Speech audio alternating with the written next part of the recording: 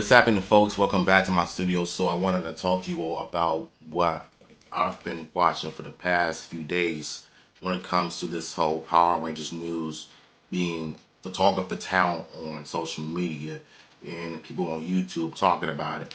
So I was watching the Legacy of Nerves video earlier, and they were talking about costumes and Zords, what they want to see in the reboot going forward.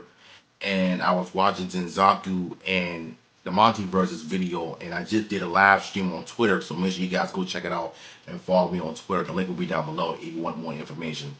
So, a few things that I want to talk about, which is what I want to see in the reboot and what ideas Paramount can do with the Power Rangers franchise.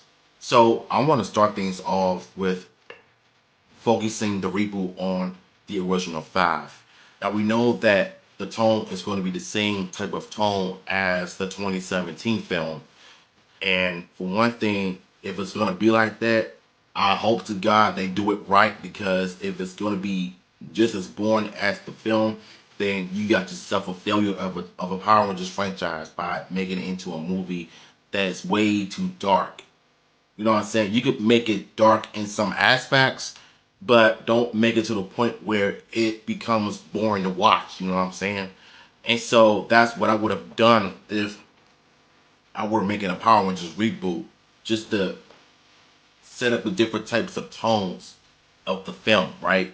So the movie can be based off a Day of the Dumpster, and a few ideas in my head that just came up a few seconds ago is that what if the movie actually started off with two astronauts going into space and on Mars on an important mission, so they could get that bonus check, so they could just say goodbye to their families, because they don't know how long they're gonna be in space, because this mission is gonna be not only dangerous, but it's gonna cause some rip factors, uh, trying to discover some things that the world has not seen.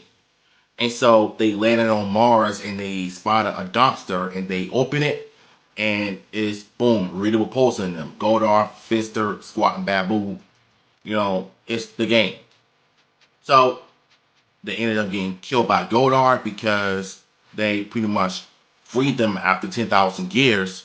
Like, Rita and them can pretty much have a different plot, just like the TV show. You could pretty much do a backstory on Zonon and Rita when they were Rangers before Rita turned heel and used the Green Ranger coin as an evil weapon to destroy human mankind.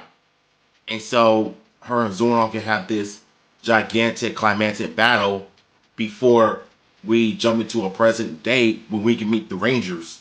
And Trini can be a new student. Kimberly can deal with her parents' divorce while her mom is just crashing out as usual. Like, that can all be done in modern times though. But I feel like what the original show failed to do was give us a backstory on the Rangers, because when we first meet them, they were just there. The comics did a backstory on the Rangers very well. Take it from the Go-Go Power Rangers run, for example. So if this is going to be a Mighty Morphin reboot, I hope to God they're going to somehow take elements from the Go-Go Power Rangers run, because that comic series was done beautifully. It was done way better than the other version, in my opinion, because that other version focused way too much on Tommy. Then the original five was focused on the entire team, you know what I'm saying? And then once you're done with the reboot of the Day of the Dumpster episode, just make sure that you don't spend the entire third act for the Rangers to become the superheroes that we know, love, and today, and have them fight the putties inside the aquarium of the command center, and Zonon can just teleport them to the Angel Grove City, fighting on the rooftop, and fight the putties and fight Goldar for about 20 minutes or so. Then you could do that. You could just have them summon the Zords, and the Zord things that I also want to talk about is with the Legacy of Nerd and was talking about is I want the Megazord to be just like the show, but in Michael Bay / Travis Knight type of vibes. You know what I'm saying? Add some extra details so it'll be more serious, but colorful at the same time. And also, I want the T-Rex to be the same size as a monster when he was fighting Godard and other monsters that they're fighting in the movie. Because two Power Rangers movies that were based on Mighty Morphin, they still struggled to keep the Zords the same size as their Sentai and TV show counterpart. And that right there is something that needs to be fixed. And it needs to be worked on. That's what I would have done if I were to just design the Power Rangers film to make the Zords a bit bigger, especially the T-Rex, so he could fight Godard and fight somebody his own size, like the TV show. Same with the Dragon Zord, because the 2017 film, all of them were just tiny and Godard was the only big part of it. And I did not like how they fell inside a volcano thing underground so they can combine the Megazord. Just because it took quote-unquote team effort to do that, I don't want to see that in a reboot, because listen, if y'all like the 2017 movie, more power to you, but I don't. I have my reasons I'm not liking the film because it was just not good. But what I'm saying is that they can pretty much do what the 2017 film failed to do, to adapt a TV show, to adapt a Sentai, do it right.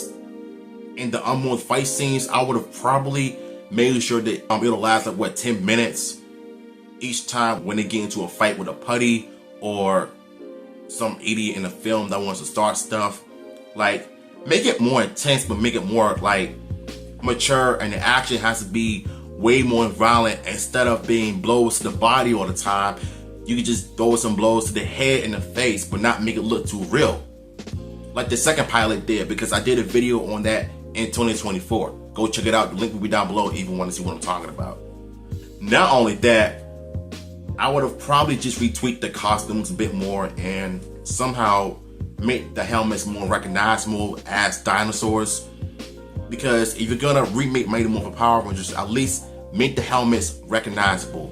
Unlike the 2017 one, the only ones that you can recognize are red and pink. Black, blue, and yellow, not so much. They all look like just rejects of Power Rangers wannabes. That's the problem I had with the 2017 film, is the costumes.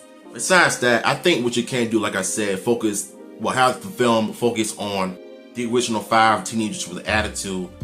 And once you give them enough development, but not too long, for them to become Power Rangers and use the Power Morphers, which the 2017 film did not do, use the Morphers to become Rangers, to fight crime and save the world, then I really do think that you're going to have a franchise.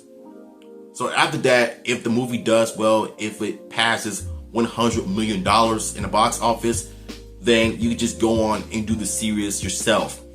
You can do the TV show, but remake all of the episodes, like episode 2, dealing with the aftermath from the first episode. Then after that, you can remake all of the episodes, but make sure it means something. You know, follow along the story after the events of Day at the Dumpster. Then once you finish doing your 10th episode, and if the season is good, great. So make enough money to do the sequel of the Green Ranger, because that is the one that everybody wants to see, is Tommy on the big screen as the evil Green Ranger. But if you do that, you can just make it dark. The fight scenes are going to be brutal, it's going to be violent, and the Dragon Zord is going to be one of the most top-notch, best designs in a Power Rangers reboot. And you could just give Tommy a tragic backstory. Because I was watching Kaiju Sentai's review of MEPR Season 1, he mentioned that Tommy had a tragic backstory when his parents were killed in a car crash, so he had to live with his uncle for the rest of his life. So once he grew up to start doing martial arts, he became a new student in Angel Grove, competing in a martial arts competition, fighting against Jason, then Rita kidnaps him in a crystal ball, etc. Just like the TV show. And what you can do for the reboot is just make sure that the audience have a reason to go see this movie, because Tommy is one of the most iconic characters in the franchise history.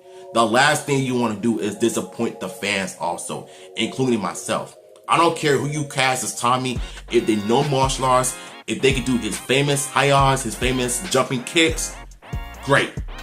Just make sure you honor Jason David Frank and throw a train while you do so. Once No One's did it, I hope that Paramount and Hasbro do the exact same thing. And then after that, you can just do another episode adaptation from season 1, but I would like to think that instead of you making it feel like filler, make sure it meant something. Make sure that you have enough character development for each ranger and their families and Tommy's character development, instead of just having him be there all the time. I believe that once you pretty much remake all of the elements from the Power Rangers franchise, then boom, you're all set. And last thing I want to talk about is animation.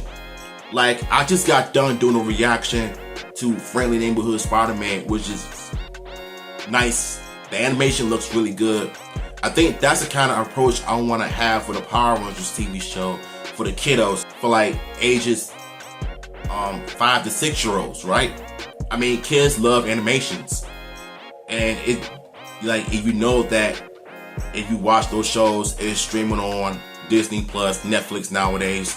If you can make a Power Rangers animation show for the kids, just like Friendly Neighborhood Spider-Man, money.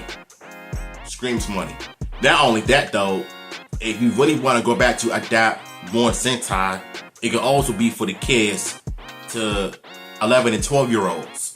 You can adapt number 1 Sentai Ghost Ucher, Blue Moonger, or King Ultra. So you got 3 Sentais that are really popular with the fans because of the costumes. But for the most part, I would say I would probably just keep adapting Sentai for the kiddos and make the animation for the kiddos. But for the reboot, it could just be aimed towards us adults and teenagers who grew up with Mighty Morphin Power Rangers, for those who grew up with the 90s. If you do that, then you got yourself a Power Rangers content by Paramount. Same with G.I. Joe, Transformers, Ninja Turtles, etc. So these are just some of the things that I want to talk about, because I was watching Jinsaku and the Multiverses interview earlier, and I was watching the Legacy of Nerds video on it, and they gave me some ideas of what needs to happen with the Power Rangers reboot going forward. Because we know that Hasbro is pretty much producing the reboot while Paramount is making the film. There's still some talks, nothing has been official yet, but if there's any updates, like he said, be ready for some news in 2025, because I'm here for the smoke, definitely. So these are just some of the things that I want to see in the Power Rangers reboot, and my ideas of what it really needs to do in order to bring the fans back. Because if the Power Rangers reboot becomes successful, like, have them go on tour and visit all of the countries, have them do some martial arts stunts and fights, do all the interviews, and if there's like a musician playing a ranger, someone who is a singer, rapper, or whatever, let them rap on stage, let them do what they want to do on stage, and the Power Rangers franchise could be up the air 33 years ago or 30 years ago. I'm telling you, it can work. So, what are your thoughts on my video? Let me know in the comments down below, and yeah, I'm out.